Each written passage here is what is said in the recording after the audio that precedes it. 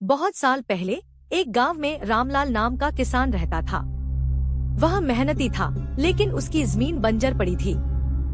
लोग कहते थे कि उस खेत पर किसी का साया है, इसीलिए वहाँ फसल नहीं उगती। लेकिन रामलाल इन बातों को अंधविश्वास मानकर हर रात खेत में पानी देने जाता।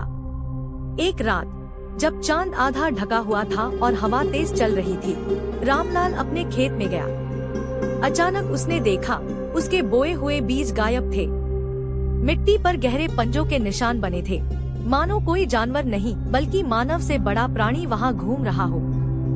रामलाल डर गया, लेकिन वह पीछे नहीं हटा।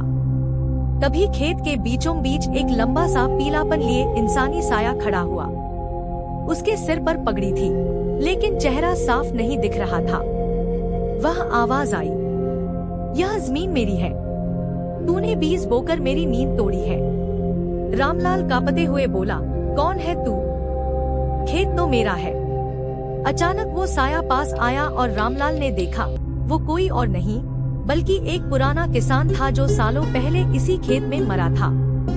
गांव वालों ने धोखे से उसकी जमीन हड़प ली थी और अब उसकी आत्मा वहीं भटक रही थी। उसने रामलाल की आंखों में देखते हुए कहा, जो कोई भी इस खेत को जोतेगा, उसकी जान मेरे साथ बंध जाएगी। रामलाल चीखता हुआ भागा, लेकिन पीछे से उसके कदमों की आवाज उसका पीछा कर रही थी।